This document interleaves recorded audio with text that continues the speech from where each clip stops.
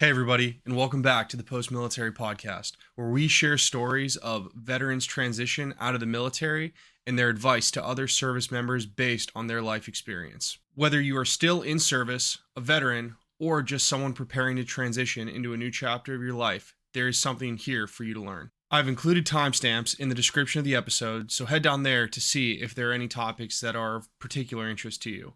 Also, while you're poking around, subscribing to the channel or podcast on your favorite platform is always greatly appreciated.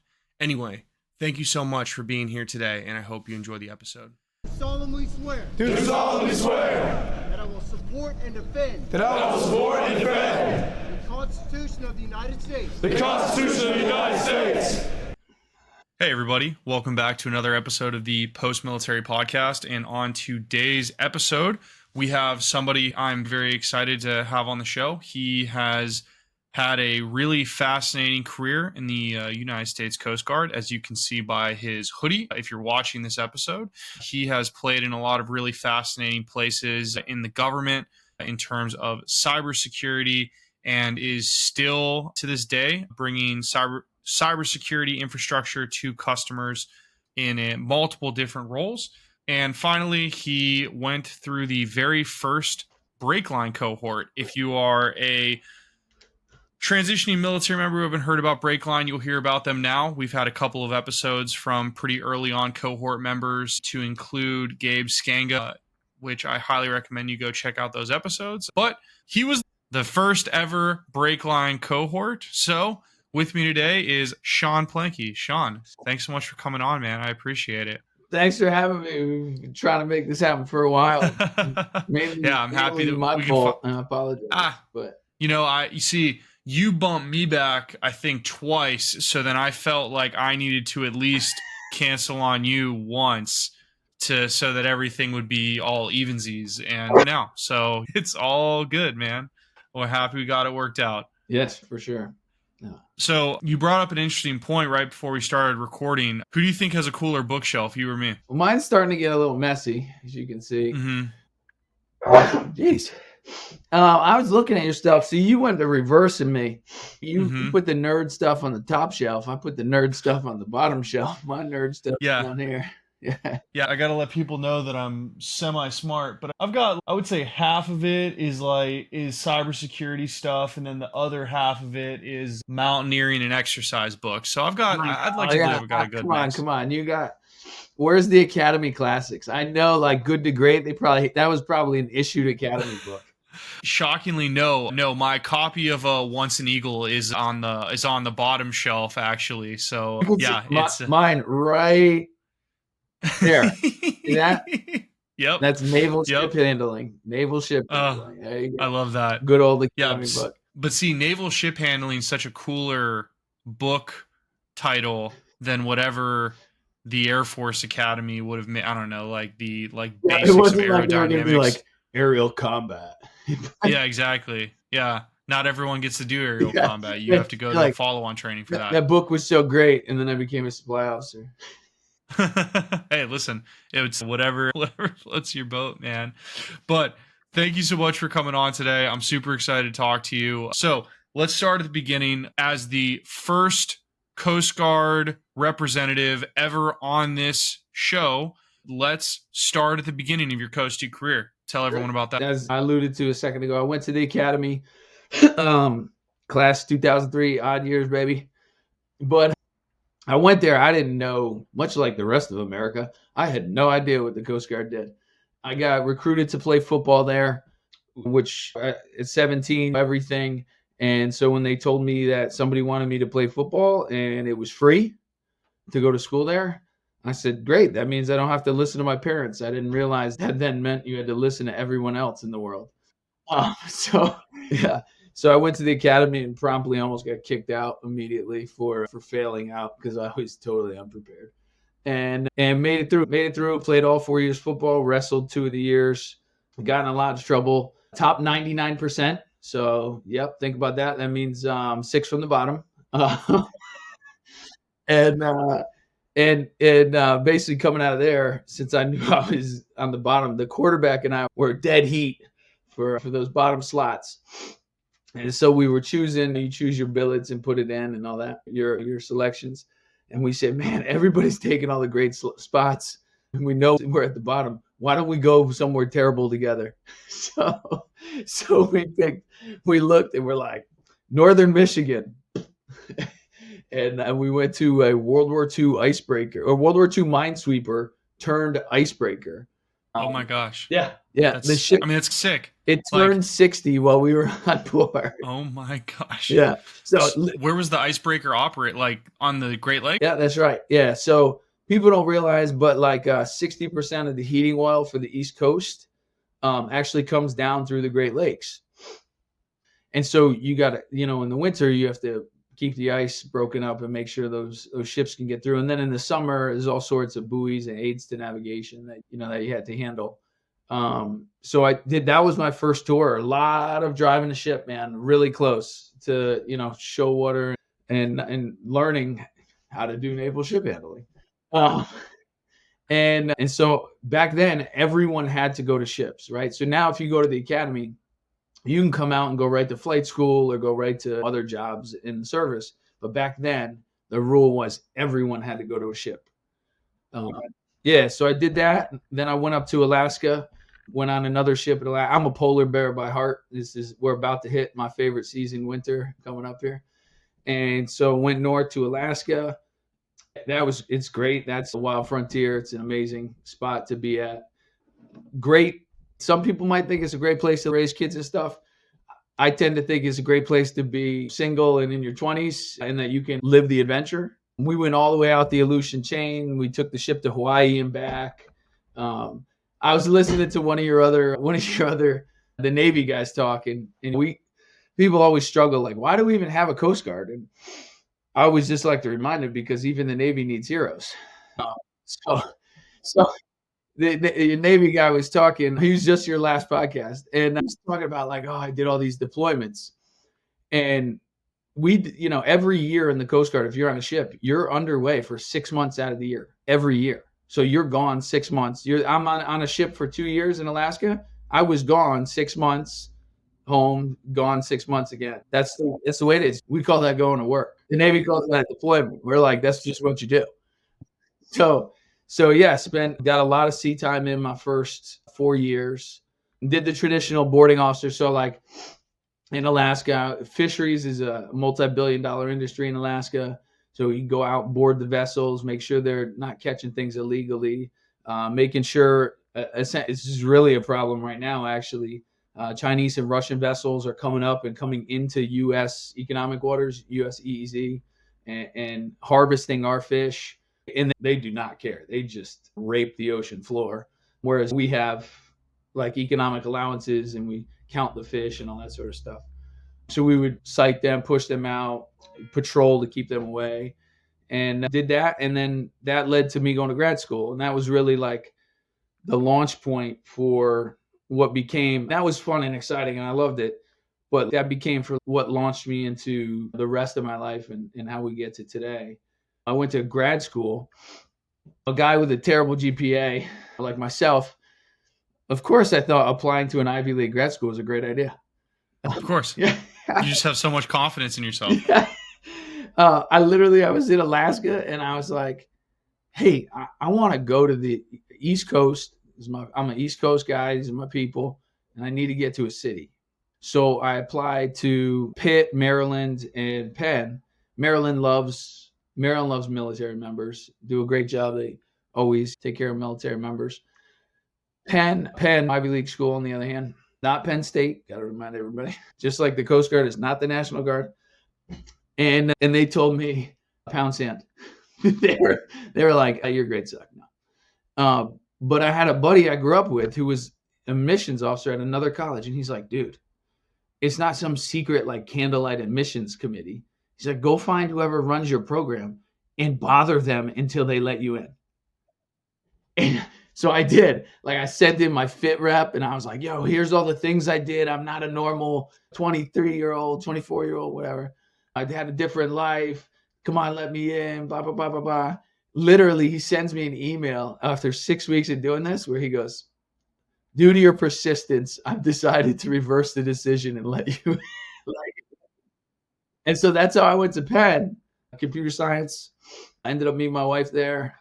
But crazy time, I started playing rugby for Wharton. And this is something that I will tell. I think this is actually a pretty important military transition thing.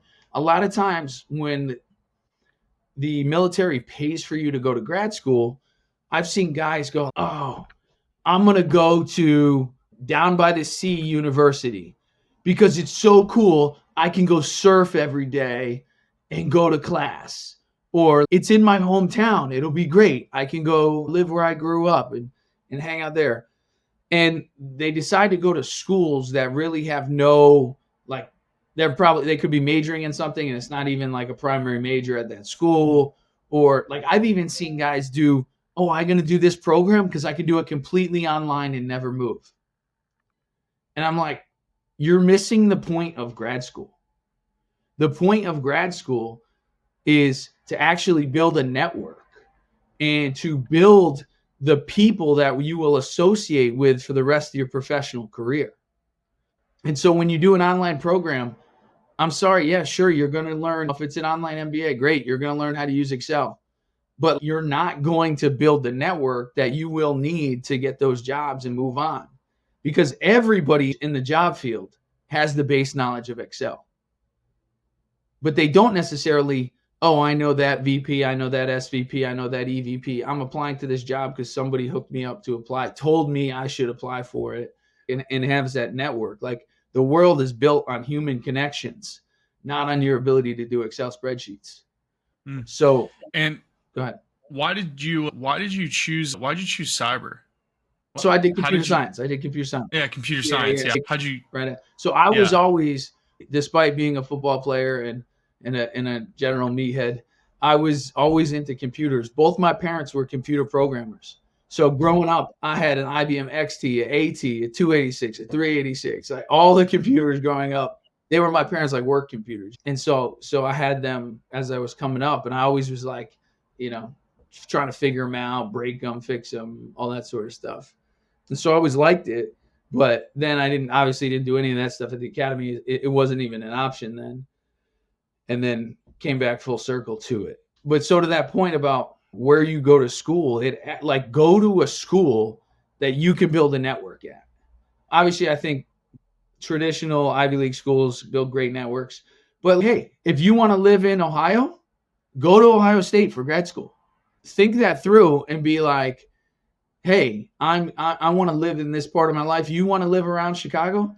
Go to University of Chicago, go to Notre Dame, go to the schools that have networks in the area. And that's like your first major building block of how to get somewhere. And so for me, I ended up playing, I went to Penn, but I did everything with Wharton, the business school. And actually it hits the first trajectory in my life in that when I was playing for Wharton, I actually took a head-to-head collision and fractured my skull right here and had a massive brain bleed.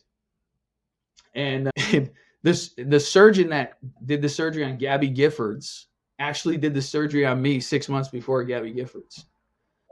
Yeah. And so this whole half of my head, I ended up getting MRSA in it, and I did a year with no skull whatsoever.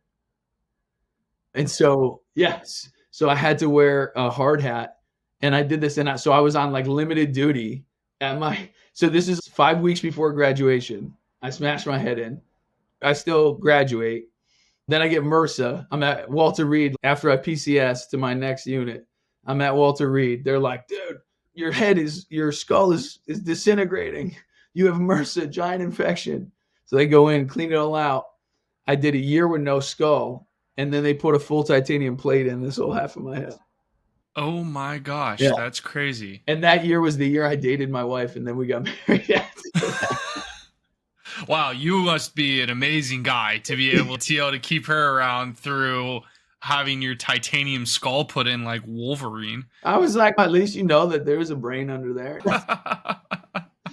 So, oh my gosh. Yeah, the irony of that is, so I get that depending on your service, if that was the Army, I probably would have been med boarded because a massive TBI with with a titanium plate, med board, right? I didn't med board, and they kept me in, and then I deployed to Afghanistan later on in my career, right? Like, yeah, so it's kind of an interesting piece. People are always like, "You got that in Afghanistan?" I'm like, I actually played rugby. Um, but yeah, so that all happens. Come back, get assigned to NSA, and this is right when when Cybercom. I was actually at Cybercom. And Cybercom was really starting to stand up. This is actually right before Gabe got there in your previous podcast. When I was leaving, he was coming. And so I get in there, one of a few random 21 Coast Guard people throughout all of Cybercom, 2,000 people. And I get to work. I get into this office, a fire shop, right? So everybody knows what fires are, right? Joint fires. And I get in there, and I got this awesome Marine colonel who's a Jedi, School of Advanced Warfighting. Tim Grotten's his name. Amazing dude. He's still floating around the DC area. And he's some stuff about computers. And I'm like, yeah. I'm here to do stuff with too. And he's like, that's the type of people we want. So I end up being the weapons officer, essentially. So, he's like, hey, I want these types of kinetic effects. And I'm like, okay, this is how we would do this in cyber. We essentially designed, like you would design in product design, offensive cyber capabilities. And then we fought NSA to use them because NSA doesn't actually want anybody but NSA to do cyber. Yeah.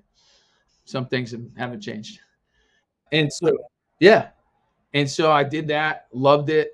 And the J3 was like, hey, I want you to be my aide. And I was like, that's cool. General, I really respect you. Brett Williams, good Air Force general. I still keep in touch with him.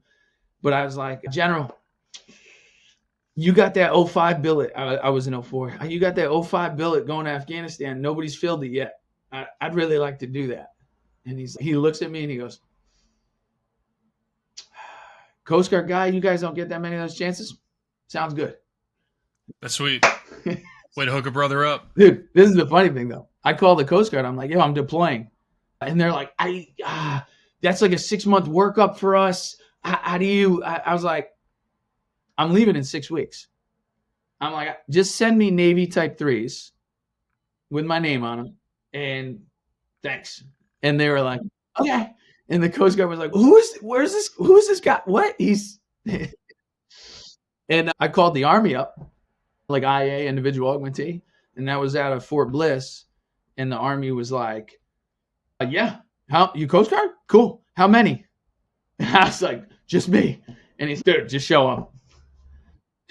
And I showed up, and they just put me on the conveyor belt, and yeah, went to Afghanistan. It was amazing experience. We took offensive capability that was used in one way. I ended up hooking up with some SF dudes out on a village stability platform and with the ODA team. And the ODA team was like the ESOD there, which is like the EW and radios guy. He was like, wait a minute, you're doing this and we can do that. Let's do this together. And next thing I knew, I was going to all these soft units around Afghanistan, like bringing my capability, which was essentially backpackable, and doing it with different units. And that was like the first time that had happened. It ended up launching my career. I come back from Afghanistan. I get recognized on the Truman balcony and mentioned in President Obama's speech to the nation on July 4th. I ended up like making a name for myself, really getting into cyber. Unfortunately, that also made me the unicorn in the Coast Guard. And they're like, the detailers are like, cyber. This is literally no kidding conversation. Cyber. How about the JWICS help desk supervisor? That's cyber. And I was like, you're killing me. Like, that's because it's JWICS. It's not cyber. Wow, what a way to stab somebody in the heart after they do soft work in Afghanistan. Yeah, totally, like out there, want to go get it, and then come back and how about you be a base C4 IT officer? Yeah. Yeah. So I ended up being a flag aide for the Army's 3 equivalent, like a G3, and wrote a bunch of the basics of the doctrinal and procedural stuff for cyber for the Coast Guard that still exists today. And then I popped to the reserve. And that's when I went through Breakline. That's awesome. Yeah. And so why did you decide to drop into the reserves? I had my only options they were like, and this is what gets me today when we talk about like the services not meeting quotas and struggling to recruit people. I wanted to do operational stuff. Like I had skills and capabilities in cyber. I want to use them. I know how to apply them for the Coast Guard. The Coast Guard lacks imagination and can't see how to do that. And we've had this problem in cyber a lot where our senior leaders who are used to counterterrorism missions that are being approved by the president at 4-star SecDef presidential levels, they lack an imagination of saying, hey, what's a different way to get at this? And so they end up thinking cyber is a silver bullet, like it's like nuclear deterrence, and they need approval at the highest levels. When cyber is, you're not blowing up buildings with cyber. I'm sorry, it's just not what happens. And so the Coast Guard they couldn't get past themselves to think of what was possible. And so I was like, literally, I was with this 3-star. He's a good friend of mine today, Vice Admiral Midget. And he looks at me and goes, Sean, I can pull some strings and get you a special billet at the Pentagon, or we send you back up to NSA. But you're going to come back in 1 or 2 years and you're going to want to do cyber again. And the detailer is going to tell you to be the base C4 IT officer again. And I was like, that's a good point, Admiral. The honest feedback was like, great. It was like, I got to go a different way. And so then once you knew that you were about to get bumped off onto a desk essentially and not do any of that stuff, how did you start preparing to drop? Yeah, a couple key things here. One, I made the mistake of asking, who's my network? All the people that are like retired Coast Guard that are like in my vicinity, right? Or they'd gotten out of the military, NSA, Cybercom, and they're back in it, contractors up there. And so all these guys are like, dude, you can get crazy. You could be a GS-13, a GS-14, or whatever. I'm like, if I want to be a GS-13, why wouldn't I just stay in? Like, A. B, they're like, oh, you can be a contractor. And so I actually started to do that contractor route. And I would encourage anybody thinking of getting out, look at where you're going to live. So if you're not going to just stay wherever you're getting out, take the BAH, take your pay, take COLA, any of the other allowances, add it all in there. Okay. Add in what is that maximum amount of money. Figure out what that take-home pay is. So post-taxes, take-home pay. So remember, BAH isn't taxed. Come back the other way. And this is where those online Excel spreadsheet classes help out. Go back the other way and then say, okay, what if BAH was taxed? So what type of outside the military income level would I have to make that then would get me that same level of take-home pay? And then add in $300 to $500 a month for healthcare. Add in, don't forget any money you were putting in your TSP versus a 401k, right? You have to start doing that math. And I found out that in the DC area, if you were in 04 back in 2016, you needed to make 161-ish to have the same level of take-home pay out of the military, to have the same level of take-home pay that an 04 would have, right? And so that math, you figured out at the 06 level, it's like you need to make about 205. And so then you start doing contract work or getting interviews and they're like, we'll bring you in 157, 158. And I'm like, I'm going to be making less. And all these guys that were telling me you can make all this money, what they were really saying was, hey, I'm retired, so I'm making 157 plus my retirement check on top. And so you're really not making all that money. Your retirement check is adding to it. So you have to start thinking it in that regard and realize that your network is actually a very insular network, and they're just telling you what they know the world to be like. And if you want to be them, then sure, follow in those footsteps. And so I realized that because going through Breakline, and Breakline was like opened my mind of what the world of possibilities were. It really was a life-changing experience. And Bethany, I still keep in touch with the founder. I told her it changed my life going there and understanding what's really out there, how to navigate the world. And so I thank her to this day for it. And I know it was game-changing for Gabe too. Yeah.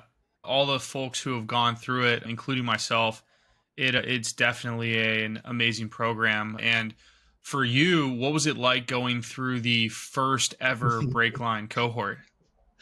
So the first ever cohort, we went out there for a month and we lived in these like hacker houses, which like legitimately, I mean, building an inspection, if you want to crack down on something in the Silicon Valley area, that's what you need to crack down on. You got like 25, 30 dudes, people living in this same house that's a 3-bedroom, built for like 6. Like, let's talk about water consumption and sewage and yeah. So that's yeah.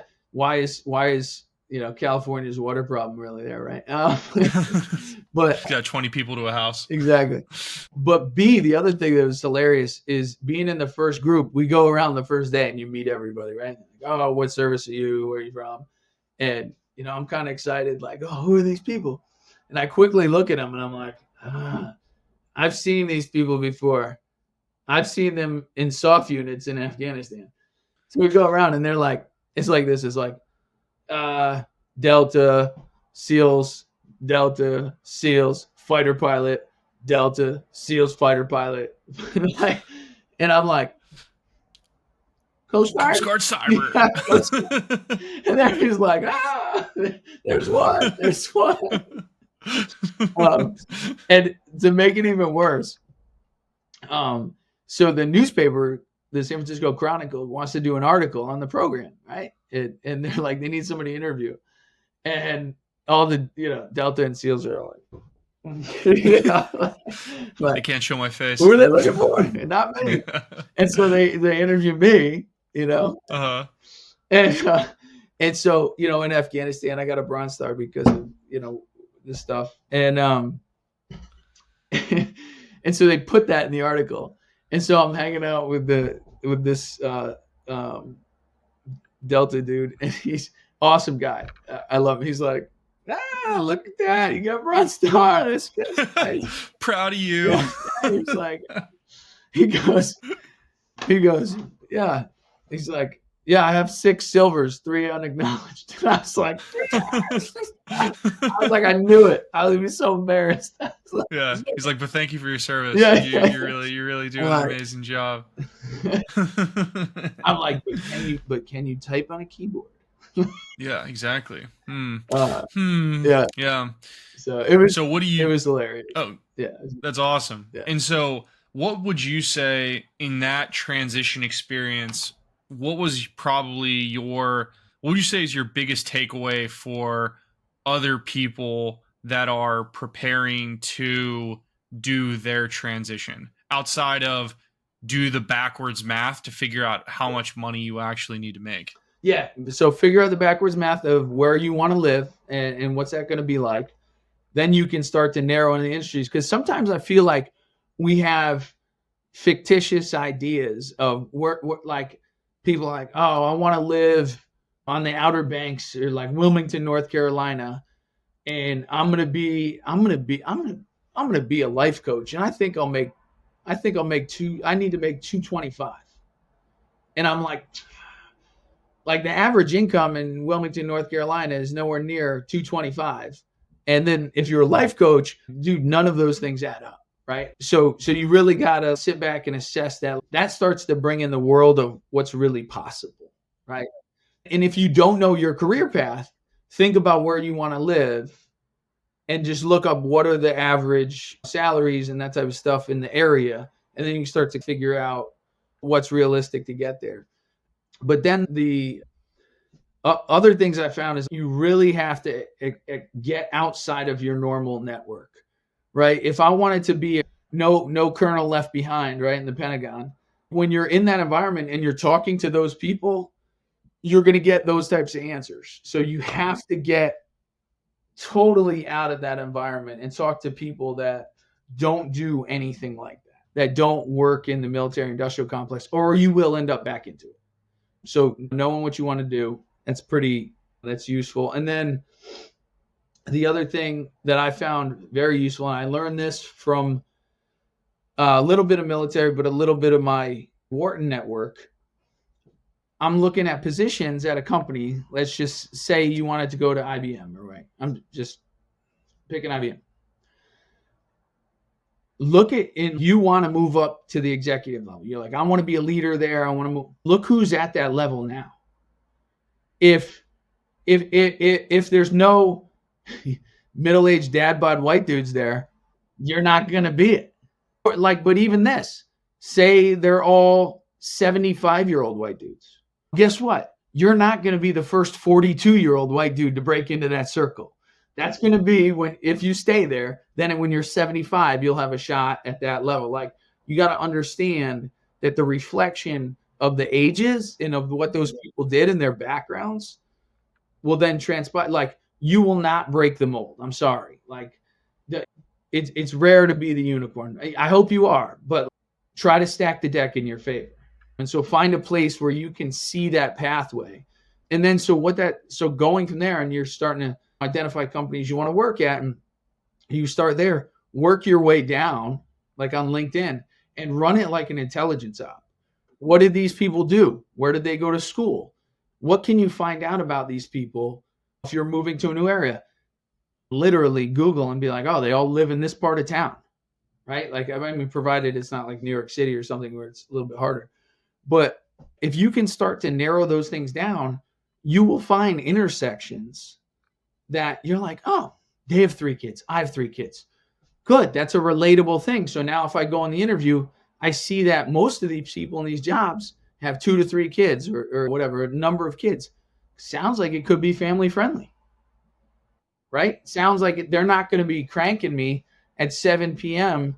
when everyone knows it's dinner time or soccer practice or whatever, right? Like, those types of things you can find out by going through LinkedIn, looking at the people there, looking at those roles, and essentially running it like an intelligence op to get some just basic information on what's the motives, what's the character, what type of people work there.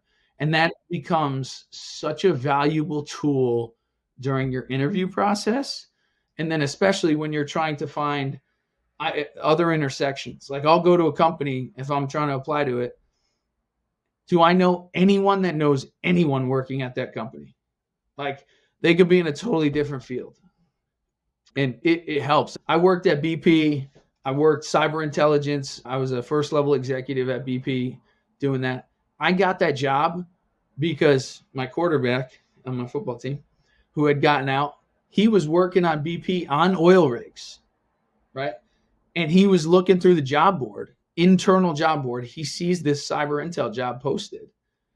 And I'm like, dude, who's the hiring manager? So he puts the hiring manager, sends it to me. He sends the guy an email. I hit the guy on LinkedIn. I looked at his background. I'm like, hey, I heard you have this job. I'm interested in it. If you can make it available outside of BP, I'd love to apply. We start talking. He worked in the IC. He knew I was at the IC. We ended up knowing. We found a nexus. It was an executive position at a Fortune 10. Interview process ends up being 6 months long. But like, eventually we got there, and I went to BP, and let me tell you, it's a phenomenal company. It was an amazing experience. I learned so much there. That's amazing. And so was BP your first job out of past Breakline? No. I did the standard thing where I'm a veteran and you go to a job and you realize it was terrible and you leave it. So, I went, despite all of the stuff I had learned at Breakline, us Coast Guard people sometimes need to figure it out for ourselves. And I took a GS-15 job at the Pentagon. Right back to where you started. Yeah. And I spent 6 months being surrounded by retired 06s who were like, Plankey, you stick with me and we'll make you a 15. I'm like, dude, I'm already a 15. And I'm not an entry level 15 either. And I've stuck with you, and like all we've done is talked about your career in the Navy. Like, I want to do things. Yeah, it was not what I was looking for. Lots of job security. Didn't feel like I was getting the progress. And how did you? I think that because, like you already alluded to, a lot of veterans run into this problem where they miss. I think a lot of people are told like the stuff on how to find the job and how to find the job that's for you and all that stuff. So how did you? Nervous to do it. Yeah, how did you recalibrate for the second round to end up at BP in a job that you really enjoyed? What kind of soul searching were you able to do to refine your process for round two?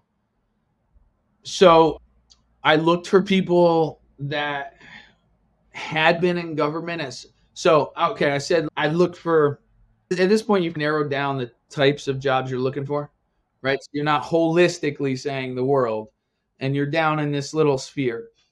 And so then I'd look at like companies and I'd be like, hey, does anybody there, like, were they a veteran? Did they work in the government before at some point in their life, no matter how long or how far? Can I find these people? And I would cold hit them or find somebody that knew them and be like, hey, do you have a moment? Can you tell me about your career? I'm interested in the company. I've looked at your career path. I think it's really interesting. Do you have a minute to catch up? Can we do a video call, or can I meet you somewhere and talk about it? And thankfully, we all love to talk about ourselves. So like, people are happy to do it. And you find some of the most interesting things, and you actually find mentors, right? Because like, people want to help. I find that is a uniquely American thing. Around the world, you can find other people that are like, hey, come to dinner at my house, come sit with us. We'd love to have you as a guest. You don't necessarily find people that are career minded, right? In America, we're very occupationally driven. But in that, we want to help other people find work success as well. And so people were like, yeah, happy to talk to you about my career. And then that turns into, no, that sounded interesting to you? Let me hook you up with Joe, Bob, Betty, Sue, whoever. And you start having that second and third level conversation. And inevitably, it'll turn into an opportunity, maybe for a role. If you've read some of these stories like Freakonomics or whatever, it's that loose connection, right? So it's not your best friend that hires you, but it's like your best friend's high school friend or whatever. It's like that 1-2 away. And that is incredibly helpful. Okay. Yeah, that makes sense.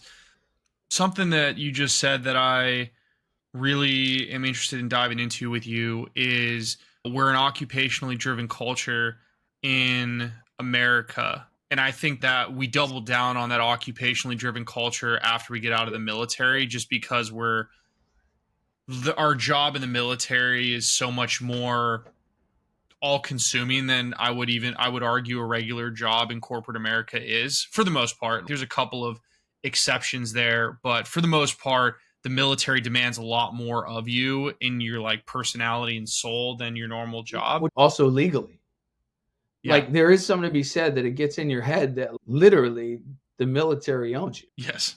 You know? And so do you think that there should be any kind of decoupling of the concept of occupationally driven culture for people when they're getting out of the military? Or do you think that is a thing that is okay? So it is somewhat of an interesting issue. I think that it's okay, and that's what drives people to change the world. That's what drives American exceptionalism. And not everybody believes in American exceptionalism. I believe in American exceptionalism. Like, I want us to be the greatest nation on earth forever in history of all time. And no questions asked. And I think it takes work for us to get there and then continue to be there and continue to grow as a nation, right? And so I encourage that not decoupling. But here's the problem, right? And I've run into it myself, right? So I transition out of the military. I go to BP. I'm like, when you transition out of the military, and I can only speak my experience, but in a mid grade to anywhere from '03 to '05, you are it. You have an expertise. I was a good ship driver, and then I became a good cyber person, whatever you want to call it, right? You Air Force would call it warrior, but cyber warfighter. So you have that skill, and you want to hit the ground running. Like, you're like, man, I was just leading troops. I was just doing this. People come to me as the reference. How do we do these things? How do we figure this out? I can crank this out online. I can rip out awards. I can rip out, I can do anything that needs to be done. You go in the private sector and you're like, first couple of weeks, you get your training and all that sort of stuff. But then you start to see your cohort, your like coworkers, colleagues, and some of them are crushing it. And you like quickly identify, you're like, that person's got it. That person's got it. And you're still like, I don't know. And so you try to like rapid fire and crush through things. What happens is you're like on steroids. Like the first about it starts hitting you like 4 to 8 weeks in. You're like, I need to be doing something. Whatever your job is, I need to generate leads. I'm gonna call 90 people today, right? Like, or maybe you're an analyst or something. You're like, I'm gonna crank this out. I'm gonna do all this, and you're like spinning, and you realize you're not like getting there because you don't have the expertise yet. Because you were hired for your capability to be something, right? That's what you should be hired for. The employer knows it will take you a minute to establish that self-actualization, right? Maslow. And yet we want to be there already. We're like, I was an operator in the military. I was a warfighter. I was a ship driver. I was a fighter pilot. And now you're like, so I was hitting it like 4 months in. We have this like company meeting for my like team. And I'm with my boss, and we're like out, I kind of pull him aside when we go out, and I'm like, I'm just not getting this, man. Like, am I doing okay? Because also in the private sector, like, in the military, it's like, Billy, yesterday you were dragging ass. You need to pick it up this week. And you're like, immediate feedback. Aye, boss. Exactly. In the private sector, you're like, am I doing okay?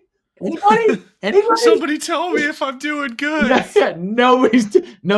Everybody's they're like, dude, I'm working on my own stuff. I don't have time to talk to you. And you're like, there's no like immediate feedback mechanism. And so like literally 4 or 5 months in, I'm like telling my wife, I'm like, I don't know. I'm not sure. Like, how am I doing? Meanwhile, on the outside, I'm a first level executive at BP. All my like other friends are like, dude, Sean's killing it. He's figured it out. He cracked the code. And I'm like, dude, I don't know if they're going to fire me next week. and that's like, I had that, like some people call that like imposter syndrome or whatever. But I have a lot of buddies getting out right now. And I'm telling them, one of them, he's working in sales, and he's like putting holes in his keyboard, sending emails and stuff. I'm like, dude, slow it down. Sending 10 emails a day to your connections is not going to make them buy your stuff more. Reel it in. And he came to me after 2 weeks. He's like, dude, my boss just said the same thing to me. He's like, slow it down. The sales will come. Just learn the system, learn the product, learn the company. And so we have that like feeling. And it doesn't necessarily go away though, right? In this era of moving jobs, right? So after 2 years at BP, I went back in the government. I was on the National Security Council, and then I moved over and I was in SES at DOE. Ran energy security for the country. but then I shifted back again to the private sector, and I don't necessarily think it like fully goes away. I've had some long talks with my wife and some others where people are like, Sean, you just hit like home run after home run. And I'll tell you, like this last time when I left the government, I was at a tech startup, Silicon Valley AI company, hot to trot, all that.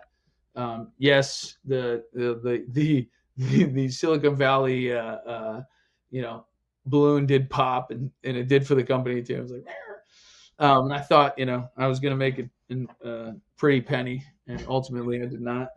Still working, but I was like, I thought I'm trying to build these things, and you have that same almost reinvented question of like, why can't I hit that home run that I was hitting consistently in the military? And you forget, especially like you and I, we went through the academy. We had 4 years of minor league baseball preparing for the majors. Then we had your initial tours. Like, we forget that in your first tour, like in my first tour, I was like, man, I think I suck at this. I'm doing terrible. Like all these enlisted guys hate me. And then you start hitting and you forget about those moments. You only remember like the last 3 years you were in the service, and you're like, dude, I killed it those years. It was amazing. Exactly. Yeah. So It's crazy to. I really think that's one of the things that's so not talked about for veterans, which is just like that catastrophizing that you do in your head. I mean, I do it constant. I mean, I only have a year and like 7 months of employment at Amazon, and I've had to pull veterans. I literally have veteran friends in the company that I love to talk to, because I will constantly pull them aside and be like, listen, man, like I'm freaking out. how right am I doing? now. Yeah. And it was really funny. I remember flipping a shit early in my time here. And I went to this guy who's a Naval Academy grad, and I was talking to him, and I was like, I just don't know. I think I'm really sucking right now. I don't know what's happening. And he's like, hey man, you're in an early in career program as a 6-year officer, and everyone else in the program's just graduated college. Like, you're doing great. And I was unable to have that perspective. And so how do you think that people who are going through that can actually build that perspective for themselves? Yeah, so two things there. At the AI company, I quickly found there were actually 2 Naval Academy dudes. Painful to say that I had to lean on them, but hurtful. No, actually 3 Naval Academy guys, but they thankfully mostly Marines. Huh. No, so It's better. we found ourselves, and actually that's like the first thing that was useful to me is find a veteran who you can like ally with and be like, hey man, this is what I'm seeing. Because I know if I'm saying, like, I could be like, yo, Billy, I think I totally just bombed this thing. I think it absolutely sucked. I'm curious, am I going to be here in 2 months? What the hell's going on? And you're going to be like, I don't think you bombed it. I saw this from this other perspective, and I talked to this guy, and like, I think you're all right. Or, yeah, maybe you bombed this little part, but this is fixable. And like, you're not like destroying the company or whatever, right? And so, that's like useful item number one. The second one is, I think you have to recognize that point, because we talk about, not to get like real dark, but you look at like things like veteran suicide and stuff, and falling down that spiral of a dark place. And to me, that imposter syndrome and that thought that you're not hitting where you need to be and moving forward, I think that's like that first circle, the top of that spiral. And if you don't find a way to reinforce it, you'll leave that job, and you can't find the next job as fast as you want to. And then you start to question your worth, and you're like going down. And just based on like my experiences and where I've had my headspace at, I do think that's the start of that. And you need to have that flag of, I need to find my swim buddy or my jump man or whatever you want to call it, to say, dude, did I screw that up? If yes, how do I improve? Because we do a great job of fixing things once we know we got to fix them. Or B, no, you didn't do anything wrong. You're just the new guy. Relax. You're the new guy. Like, you know, it sucks being the new guy, but you got to be the new guy. I think you've really hit on two things that I think a lot of veterans struggle with in the workplace, which is that we don't have the ability to understand what the severity of something is in the civilian workplace because we have no gauge. And so we just jump to some, we catastrophize the crap out of whatever it is. And then on top of that, we don't like being the new person again because we were so used to being the shit wherever we were in the military, and having to reset that as an older adult is difficult, I think, for everybody, but it's really hard in the military where you're like, I was that, like, national security rested upon my shoulders, and now you're telling me to chill in sales, which is true. You're not good at sales, but that doesn't make it feel any better because I literally was defending the nation 6 months ago, and now someone's telling me to like chill because I can't make good sales decks for companies. And I would actually say like the fourth backstop there is in the military. Like at the end of the day, 5,000 people did it before you, and there was a manual, and you're like, at least I can go back in the manual and it's, brother, you didn't do X, Y, and Z. You're like, do X, Y, and Z. You're like, all right, got it. Sucked. I'll fix it. Especially in startup land, there is no manual. Like, so I'm at a startup now, and we're having a discussion on pricing. And to me, the manual, I'm like, these are the manuals, right? Like any startup book that I've read, I'm like, it's the closest thing I know. And half the startup books are a lot of times just some guy blowing his own horn, like, I figured it all out. And so I'm like, hey, we're talking about pricing and the leadership. I think we should do a freemium model, and that's my decision. And I'm like, but we haven't done smoke testing, we haven't done ABs, we haven't figured out, like, we survey. We have no idea if that's a good product. That's not what the manuals say. And he's like, it's my startup. And we struggle to be in that because we're like, the personnel manual says in chapter 4. That's very true. And so for you, something that you just touched on that I'm interested in diving into is that mental health aspect of starting that downward spiral. And so I want to dive into what that might have been like for you, and then I want to talk about ways that you would advise people to avoid hitting those downward moments. But what was it like for you after being the shit? And in terms of the Coast Guard, like the cyber dude in the Coast Guard, like the Bill Nye, the cyber guy of the Coast Guard, and then they essentially tell you, we don't appreciate your skill set. We're going to put you you're going to be a desk jockey. You're going to be client support. And then you're like, oh, I can't do that. You bounce. And then now you have to like figure it all kind of resets after that. So what was it like for you going from my whole time in life was Coast Guard? I was really good at being in the Coast Guard, and now I'm not in the Coast Guard.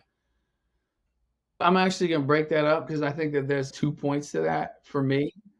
Like in the first part, when that happened, I was like, I am going to be the best damn maritime cyber. Like when people say maritime cyber, they're going to say my name, right? That was my mentality in the Coast Guard. Like when I was working up to the point of when you can be a cyber desk warrior and you can be the help desk guy. And so that just made me actually angry. I was like, I'm going to change this organization, hell or high water. And so when I went to BP, and BP is one of the world's largest private navies, right? They own more ships than almost anybody else. And they all carry energy, right? And so because of that, I was able to still keep a maritime cyber focus. And BP holds a lot of lobbying firms in DC, right, to support their initiatives. One of those initiatives is I made cybersecurity, right? So people were talking about cyber regulations and what should we do, and those are still conversations that happen today. And so I said we should do some things in maritime, and so I wrote some legislation that ultimately became a law in the Coast Guard Authorization Act that said, hey, the Coast Guard tells the private sector and defends the private sector from terrorist attacks from nation states. The whole point of having a military service is to keep sovereignty of your nation. I said, they damn sure should be telling the private sector, the critical infrastructure, if there's this nation state cyber attack too. It's still their responsibility. And so now I'm on the outside and I'm getting into it with Coast Guard senior officers and flags who are like, that's not our job. And I'm like, oh, so maritime, a cyber effect that disables a port or a ship is not your job? And they're like, yeah, it's cyber. I'm like, cool. Maybe you shouldn't have helicopters either, because aviation isn't your job. It's only on the water. You just told me the water is your job. So let's take away helicopters and anything in aviation, because that's not your job either. I'm like, do you realize how stupid that sounds? And so I was able to get it to be a law. And then that got me noticed by the White House. And so then I went to the National Security Council, and me and a couple other guys became the co-authors of the National Maritime Cybersecurity Plan, which then forced the Coast Guard to do cyber things and establish the cyber protection teams and make them commands and follow on. And then I found some allies in the Coast Guard too that helped push also. But it made me angry. It made me so angry. And I was like, this is going to be my little personal mission. And so I drove that change, and that's changed. I'm still like driving today, right? I'm still speaking, pushing forward maritime cyber issues. A little bit different. Most of the admirals that had totally resisted doing cybersecurity stuff have now thankfully been put out to pasture and retired. But there's still a few out there. It's making more strides. I think there's a lot more to go. I ran counter China on the NSC. It is as bad as you could possibly think it is. They are all over us, absolutely all over us. And so every military member needs to realize that this isn't a competitor. This is an adversary. So it drove me there. So that was the first part. But the second part was then when I left government again. I really had a struggle there because I was at the Department of Energy, and I was a political appointee in the SES role. And because those senior roles, they're all political appointees.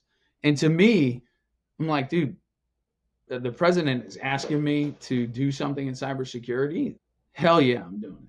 You know what I mean? That's military people. What do you do? Commander-in-Chief says do something. Do it, right? And you ended up finding out that at that level, there's so many more politics involved. It's not like in the Coast Guard, there's people that didn't like me and didn't like that I pushed cyber, but they didn't stab me in the back. Do you know what I mean? Like I knew that they didn't like what I was doing. And if they were in charge, they could say, I'm not doing that. Bye, right? In the political civilian side, in the politics process, they will like literally stab you and do different things to defame you or remove you from your position. And so that was like an identity hit. And so when I came out, somebody ended up making an accusation on my clearance that was totally bullshit. The person that made the accusation wasn't even in the building the day that it occurred, the day that they said that something happened. I'm like, dude, you weren't even here. Yeah. And so I ended up getting it. I had to file an IG. I had to hire a lawyer. And I ended up like, I have a full TSCI and all that stuff. But it was like a massive like hit. I'm like, dude, I'm trying to do the right thing for the country here. And like our own people are stabbing us, right? And so that started me on like a negative path. And it's like you start down that spiral. You get into your job after that. You're not seeing the success that you thought, right? And you're like, why can't I get anything moving forward the right way? And so then what do? You start gaining weight. You're not eating right, sleeping right. And so, yeah, I went through like that period, became the fattest I've ever been in my life. And just like a super irritable, like angry person. We went on family vacation that year. but, but afterwards, it's like the vacation we don't talk about. Like, well, I was like, that was a terrible vacation. Yeah. But some of the things that kind of snapped me out of it was, sounds strange and ridiculous, but it's accountability. And I got this Fitbit or Whoop band. Sorry, I don't want to advertise the wrong one. I got a Whoop band, and I was like, you know what? My brother-in-law has one. I'm just gonna see what it tells me. And it's, dude, you're sleeping 4 hours or less a night. You're like in the red all the time. Your resting heart rate is 90 every day. All of your markers are terrible. And you feel terrible because of that. And in my mind, I was like, yeah, I'm getting 4 or 5 hours sleep. It's fine. I've been doing that. Been doing that for forever. I can handle it. And you're like, hey, I'm not 22 anymore. And I'm not also like in good physical shape. I'm 42 and like, and so then I slowly just started setting like markers for myself. Okay, I'm going to get my sleep average above 5 hours and then above 6 hours. Right. So now I'm like 6 hours and 5 minutes. I'm trying to keep going up. And then so I started getting that. And then I'm like, I'm going to go to the gym a minimum 5 days a week or 3 days a week, then 5 days a week. Then I'm like, oh, I'm going to add some running and not just lift weights because I'm a meathead, right? So for me, I would just go and I'll just lift weights every time, right? Grow. Yeah. So I started thinking like, dude, maybe being 240 pounds at 6 feet and 40 years old is not the best thing to do for the rest of your life.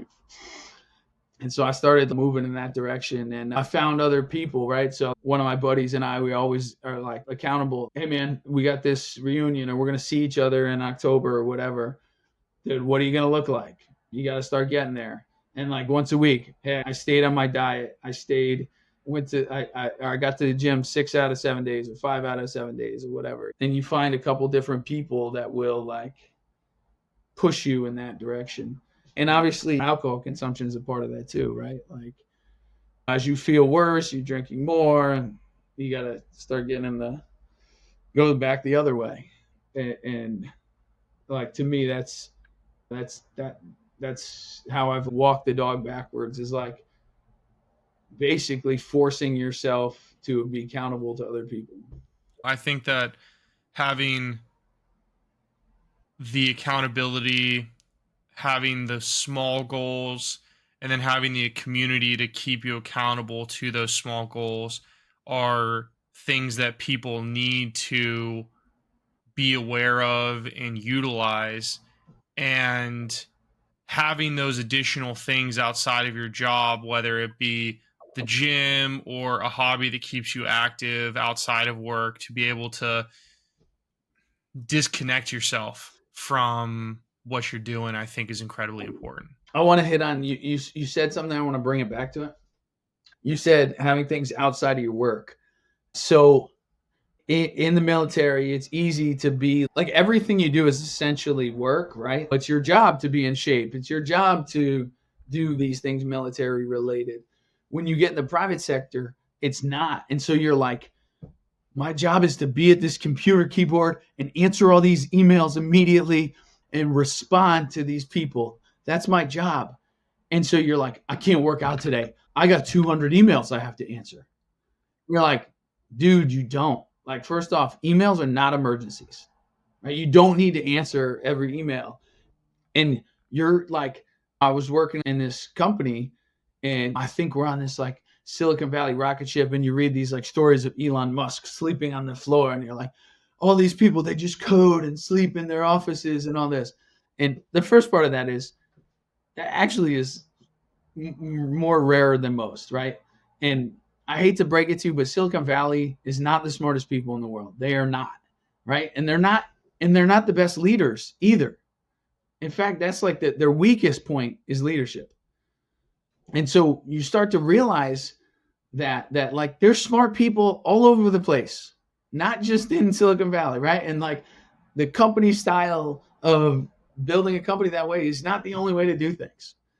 And it's like, hey, maybe I don't need to sit at my desk all day and answer these emails or build these PowerPoints or whatever. Do a good job and do it in your time period. But remember that taking care of yourself is actually the first step of being a good employee, right? So would you be a good soldier if you were fat and out of shape? No, you wouldn't be. So why do you think you're going to be a good, let's say, like cyber engineer or marketing head or something like that, if you're fat and out of shape because you like can't, because you're spending all your time doing that instead of taking care of you as a person? And so I had that moment too. Actually, once I started to get my sleep under control, and I started to put up a wall of like, I am going to drop my kids off at school and then work out every Monday through Friday. That is what I'm going to do, minus a work trip here or there. But that is what I'm going to do. And I'm not going to schedule a meeting before X time. I literally put on my calendar, DNB, do not book during this time period. Like, I'll take a meeting. If you want to do a meeting at 8:30 at night, fine. I'll take that meeting. But this is my window that I'm going to hit the gym. Yeah. Yeah. And that was incredibly helpful for like feeling back in control and being like you're ultimately, it's accountability for yourself, but that was like getting the control back to me. I love it. I think that's feeling like you're in control, I think, is such an important piece of the puzzle, because I think that so many people feel out of control once they get out of the military, because we lose so much of that structure that the military gave us. And then it's just everything's a free for all. And it's really hard to just, what do I do? Yeah. So I think that's an excellent thing to point out for sure. Yeah. So one thing that you brought up that I'm really interested in is earlier on when you were talking about your career, you referenced product design in reference to when you were working on your like fire capabilities. And something I'm interested in asking you is, how can veterans learn how to translate their military experience into skills that actually matter to the outside world? Yeah, that's like the old one. I'm getting out of the military. I need to get a PMP. Yeah, exactly. Why? Because I'm good at making the trains run on time, and I think I can do that. So a couple different things.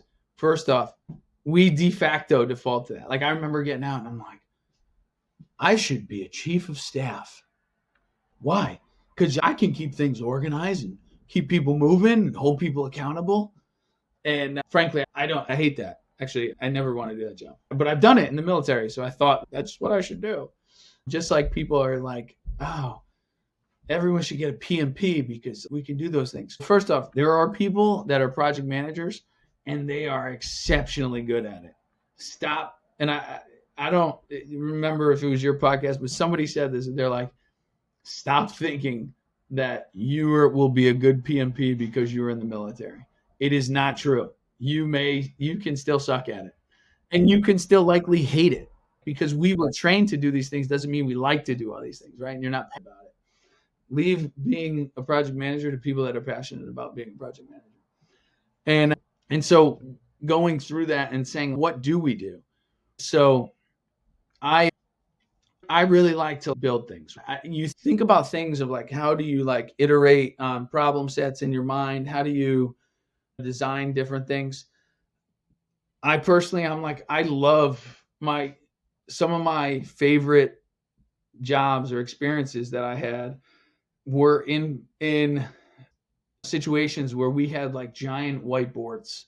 It could have been a Coast Guard Command Center or a TOC, or when I was out on a staff tour, I had a 9-foot whiteboard. I loved iterating and designing solutions to problem sets on the board. I'm like, how are we going to tackle this? Let's think about this. How do we get through this? Working with the team, figuring it all out. And I started to think, well, where can I get that in the private sector? Like, what type of stuff, jobs are building things and figuring out problems and that type of stuff. And for me, I knew it was in tech, right? So I started thinking about, I wanted to be a part of that. And I remember in the military, somewhat like writing like 4-paragraph orders, 5-paragraph orders or whatever, and doing that, like planning and trying to think, okay, if I'm in this situation, I need these 5 tools to be useful, right? So I'm sending my small boats out off my cutter to go do law enforcement. I want to have 3 or 4 people. I need to have a shotgun guy. I need to have a boat driver. I need to have X, Y, and Z. I got a guy on the radio. Or how do we respond to different things? And you have to think ahead of what type of kit does everybody need to do that sort of stuff. That's not actually any different than saying, hey, I'm a user. I need to, let's just say it was like your 401k software, financial planning, your bank or something, right? But you're trying to put it in IT. You're like, I have money. I want to be able to see my accounts, see my money, move my money around. Okay, what does that look like? I want to be able to click it once and drag it over here. And that means move this to here. That's designing a product. Like, you're starting to write out what are product requirements. And it's like user experience, product requirements. And then you have technical requirements that underpin that on how those things would happen. That, like, when I started learning about what product management was in product design, in some of my interviews, I said, oh, this is starting to sound like stuff that I like doing. Just translating what I was thinking about from planning military events in my interviews with people, like, man, these product managers, this is cool. And so I literally did some interviews for them. And I was like, hey, when your journey to become a product manager, what books and stuff did you like? And they were like one, for instance, was The Design of Everyday Things. They're like, dude, this book is amazing. And so I got it. And I'm like, this is a great way to look at problems. And it talks, there's like case studies of how certain products were developed. I loved watching, there's a couple like Silicon Valley tech-ish documentaries of like how the Macintosh was built and things like that. And I'm like, dude, I love that stuff. I was like, wow. And so that started me into that funnel of product design. You have to think of, what were your favorite tours in the military? Why were they your favorite? And then, like, how did you contribute to success there? And then it's translating that into, where could it be similarly done in the private sector? I think that's great. And I think that I love that you said asking people to either recommend resources that they liked, so that you can either dive further into that specific thing that you might be interested in, or also cross-checking your thoughts with folks who are actually there to see if you're on the right track or not, which I think is awesome. Sometimes it's also, who was your role model? Yeah. Right. Like in product design, a lot of times it's people at Apple, and in finance. I've talked to guys and they're like, dude, I loved this finance icon who like built. So I've talked to guys that were like, I loved reading about another book at point out, but I loved reading about the guy that did, I'm blanking on his name right now, but all like the credit default swaps and made money in 2008 when everyone else was losing money, right? Like, oh shoot, what's his name? I know, I can't think of it. Yeah, and so it's part of it. Hey, maybe who was your visionary guy, and then you take it from there, and you're like, oh, I can read about that guy now. Yeah. I love it. One other question that I have for you is, as someone who's moved into a lot of new areas and has done a lot of really fascinating things, whether it's moving from regular coasty stuff to IT and then cyber warfare in the Coast Guard, or you're writing legislature for maritime cyber warfare, all these different things, how would you recommend to people to tackle the imposter syndrome problem that I'm sure you've had to deal with as you've blazed trails in a variety of different areas in your life? I think it's always there, but I think for me, you start with like the small wins. So like when I was like, hey man, I want to move the Coast Guard forward, and I was talking with some lobbyists and stuff, and they're like, why don't we just write some legislation? And to me, I'm like, that's fancy paper and all those, it's fancy writing. I don't know how to do that. They were like, what do we want it to do? And break it down. And ultimately, like the legislation ended up being like 10 lines. But like we were able to narrow it down and say these 10 lines are we want explicit things done in these 10 lines, right? And so it only ended up being like 10 lines, but it was like that small win, right? Like I got those 10 lines. And so then I'm like, if I could write 10 lines that become a law, could I write 10 action items that I think we need to do as a nation to move forward in maritime cybersecurity? Yeah, I could write that. And then you like circulate those 10 action items with people you trust or whatever, like, hey, Billy, these are my 10 items. What would you add to this list? I'm like, oh, I would add this, or I think this would connect here to this. And, so the document grows a little bit. And then and then you're like, what if we take these 10 items and turn this into a strategy or an implementation plan, something we can do? And you just kind of slowly build on it. And people think that billionaires were invented in a day. They think talent was found by a talent scout at the mall, like where somebody was just walking by and they're like, obviously that's the next supermodel in the world. Or like people think, this one still cracks me up. People will say things like, oh, that best football, Tom Brady was discovered. He was discovered. He didn't scout or anything. It's no, like Tom Brady and other D1 prospects in college, they had people putting out videos on them and circulating them, and they would send out mailers and they would call scouts to come look at them. But it was like all those little small nuggets put together finally turned into this big achievement. We really have to remember that Rome wasn't built in a day, right? It's like you have to keep pushing at these small wins. The big things will happen.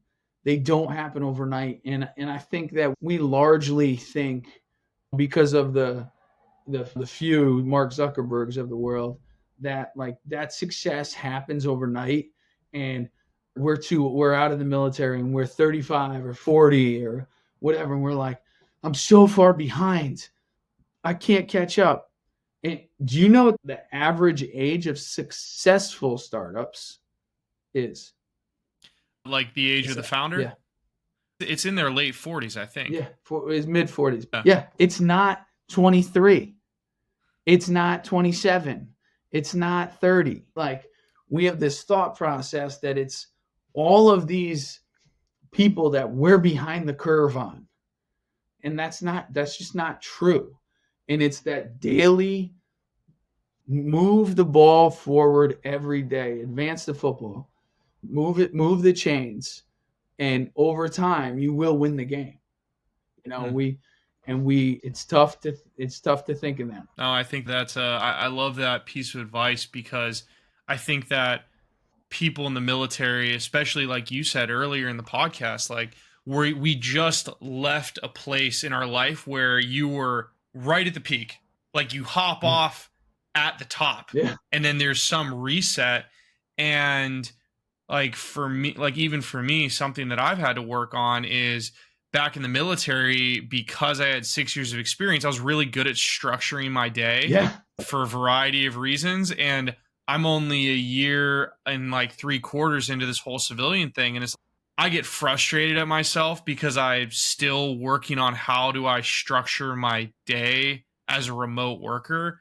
And like, I beat myself up over that a lot because I had it figured out in the last chapter of my life. And then I have to like take a step back and go, what am I doing? I've only been doing this for a year and a half, essentially. Like, why would I have this figured out right now? Like, I'm not even a third of the way to where I was as a military member, not counting my academy time.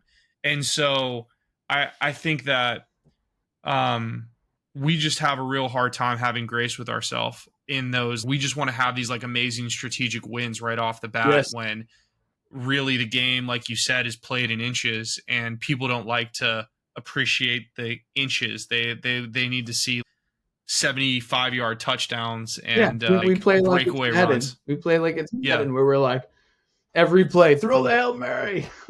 Yeah, exactly. Yeah. Not like a Big Ten run game. Like, even that legislation, it Mhm. took a year and a half. Yeah. Like, we got it written, and then it took a year and a half to move through sessions of Congress and I keep having to check in. Hey, don't let that drop. Hey, you got that? Hey, come on through. And somebody else, can you make sure that stays in the bill? Oh, move to the Senate. Just keep it in there. You know what I mean? Like, that was totally a game of inches. But once it dropped, then it became something that got noticed and became a domino for the next thing. And then we had to do that. We had to do that game of inches again. And that took a year and a half also.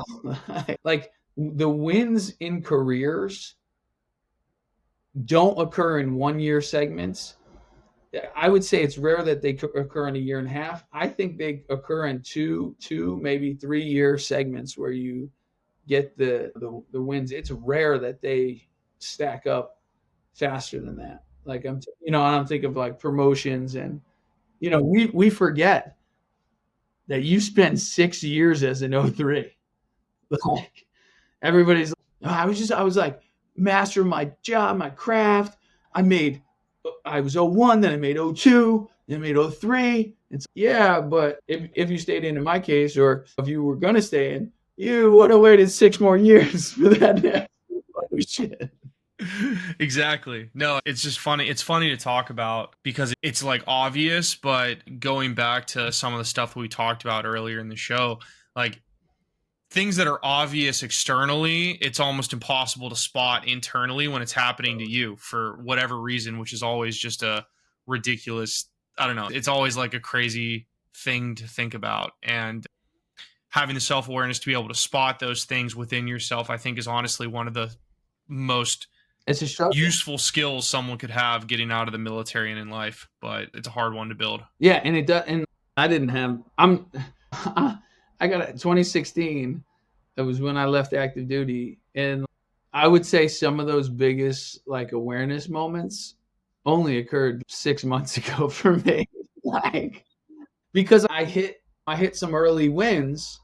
I did have the imposter syndrome, the crisis in the middle, but then I hit some wins, and then technically I went back into government, even in the civilian capacity, but I'm back in government, so I'm back in an area I'm familiar with. It resets me, and then I get out again, and then I'm like having them again. So 6 years, 7 years later, I'm like having these hits that are like, or these struggles, I should say, that I'm like, dude, how do I get a control of this? And now I'm like figuring it out. But on the outside, people are like, dude, you went, and I'm like, kind of, but not really. Like, I might have there, but not always right here. Yeah, that's the danger of playing the comparison game when you're looking at someone's experiences on LinkedIn or anything like that. Just saying, oh yeah, everyone else around me is clearly crushing it, so why am I not crushing it? There's a lot of things that exist in that space that people aren't necessarily aware of, and so don't just think because you're having a bad time that you're the only person that's having that bad time, for sure. Totally.